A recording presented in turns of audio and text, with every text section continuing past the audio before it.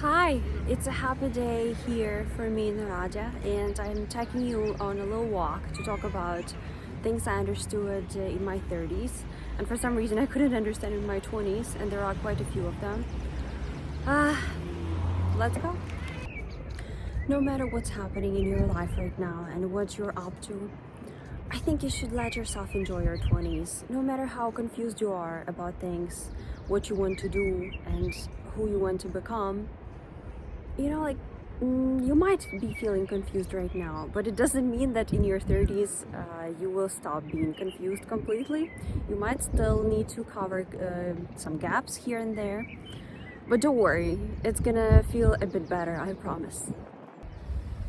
One of the things that I guess I didn't prioritize in my 20s is taking complete and full responsibility for the choices and for achievements that I made.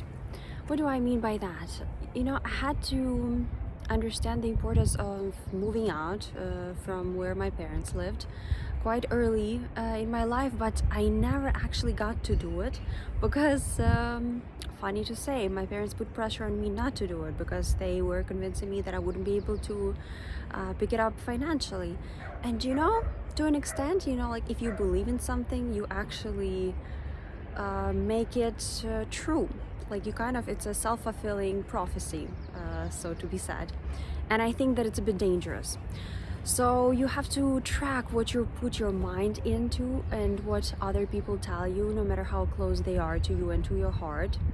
Personal responsibility, personal choice, and understanding that you're gonna have to carry out whatever outcomes you receive. Only after I moved out, after a really emotional response from my mom in particular, I just understood that something that I should have done a long time ago, because immediately somehow I was able to find the financial resources to carry on going, to keep on working. It motivated me to ask for a salary increase and to actually increase my income overall. And that's something that made a big difference. Little did I know that that would make such a quick impact. 20s might really hit you hard and might wreck you to an extent. You might be dating a jerk who would cause an emotional breakdown in you, but guess what? You don't have to keep on dating him and marrying him later in life. And I think that something that you might be able to prioritize is learning from mistakes, making a mistake, embracing the outcome and trying to work with it, just trying to step on that and make sure that you don't repeat it in the future. I really don't know why fashion magazines and newspapers and media in my 20s, and still they kind of keep on doing that, they were somehow scaring women in particular, and I guess men as well too, but not to an extent. They were scaring you that after 30, like somehow, like the day you turn 30, you're turning into a rotten apple or rotten apricot, whatever fruit you choose to become. I don't know, this is not happening. And in fact, I keep on telling my friends, and I think they might be a bit annoyed with me repeating that over and over again. I don't know, I just feel better physically, and I think from the looks perspectives and also style, because you have time to figure out your style. You have time in your 20s to figure out your skincare. You make a bit more money after you step into your 30s, and you can take a better care of yourself. That is very important. And yeah, you can actually look better in your 30s, even I dare say 40s, where I haven't been yet.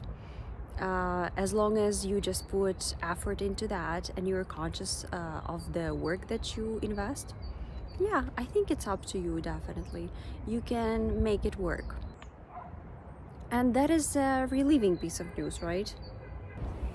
I still don't understand how come I was not smart enough in my 20s to not wear SPF, and how come I would try to follow the trend of having as much suntan as possible, because you almost had to look like a crispy chicken in order to fit in. I mean, like, everybody would look at me, and I would even get the random comments in the street from the strangers saying like, girl, you gotta have some suntan, you need to do something about it, you need to like show yourself to some sun.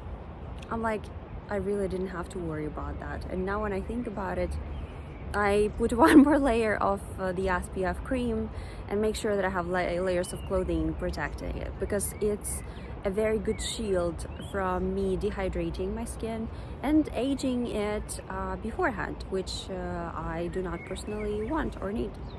I think that you should think about your skin and you should think about health. Do have like annual checkups or more frequent checkups if you have the need to do that. That's something for you to keep in mind, and to really think of yourself. It's funny how I thought that every mistake that I make will cause a disaster every single time. I don't know, now I figured out that nobody cares. Nobody even cares. It doesn't matter whether you make a mistake in your work. You can later fix it as long as you're doing a good job, trying to put in an effort. And for example, your looks or what you do with yourself, how you transform yourself visually. I mean, like, when you grow up with this mentality of a small town, you know, like, and you think everyone judges you, they might be judging you in your hometown, but if you get out of it, like, and even if you stay in it, so what? This is your life. You decide whether you're gonna be wearing red tights and blue shoes. It's just up to you. Nobody's gonna tell you, and nobody is in charge of how you're supposed to look or feel or live. It's your thing.